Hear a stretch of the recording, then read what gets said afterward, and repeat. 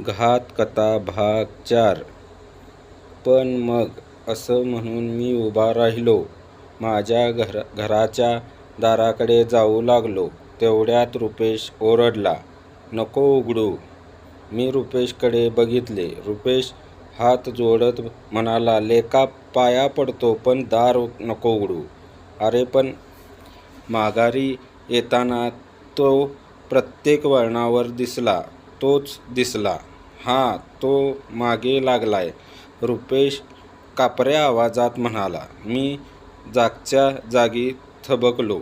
सोमनाथ सुद्धा असं म्हणत होता, "मला वाचव, तो मागे लागलाय." म्हणजे सोमनाथ जी अवस्था झाली तशीच रुपेशची होईल. सोमनाथ बरोबर असंच झालं असणार याचं अपराधीपणाची भावना सोमनाथ मध्ये रुतत गेली. त्यामुळे तो आजारी पडला. म्हणजे तो अटॅक आलेला माणूस सोमनाथच्या गाडीत सुद्धा होता. तो भूत आहे.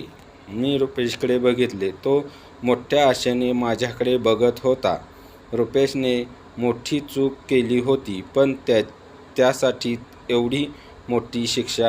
मी मोबाईल काढून बघितला. रेश्माचे काही मिस यूचे मेसेज आले होते. रेश्माची आठवण येत होती.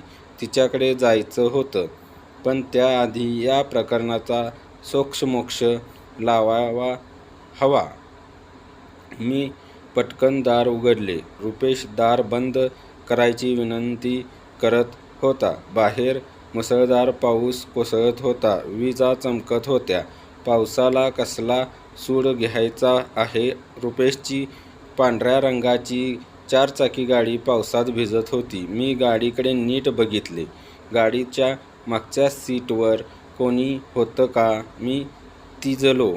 काय करावं ते कळेना. घराचा दरवाजा पटकन बंद केला. मागे फिरलो. रुपेश अवघडत दारापाशी बसला. मी घरातून छत्री शोधून काढली. दाराजवळ गेलो तसं एकदम आठवलं. छत्री रुपेशला दिली. मागे फिरलो. एक हातोडा शोधून काढला.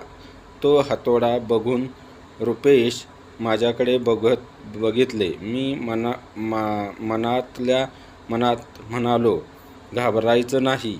आता कोणी आडवं आलं की त्याला आडवं करायचं." उजव्या हाताने हातोडा पकडून डाव्या हाताने दरवाजा उघडा. रुपेश बिचकला होता. त्याने कशीतरी छत्री उघडली. आम्ही घराबाहेर आलो. जो समोर येईल त्याला टाळक्यात हातोडा घालायचा असा विचार करून मी हातोडा घट्ट पकडला. गाडीकडे बघत पुढे जाऊ लागलो. पावसाचा जोर वाढला. खाली चिखल झाला होता. मी तसाच अनवाणी पायाने गाडीकडे जात होतो. मागून रुपेश येत होता. गाडीजवळ पोचलो. गाडीत डोकावून बघितलं. आत तसं कोणी नव्हतं. मी रुपेशकडे बघितले.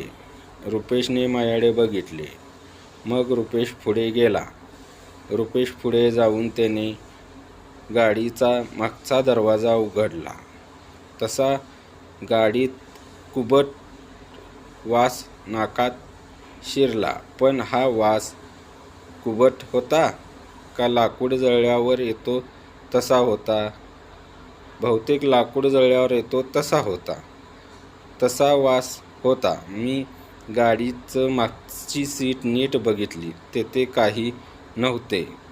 रुपेशने परत पुढचा दरवाजा उघडला. सीट खाली एक करड्या रंगाची सुटकेस होती. मी ती सुटकेस बघितली. रुपेशने बी बघितली. पटकन सुटकेस उचलली. मी रुपेशकडे बघितले. तो सुटकेसकडे बघत होता. मी पण सुटकेसकडे बघत होतो. मी एका हातात सुटकेस आणि दुसऱ्या हातात हातोडी पकडून घराकडे पळ काढला आणि पटकन घराचा दरवाजा बंद करून घेतला.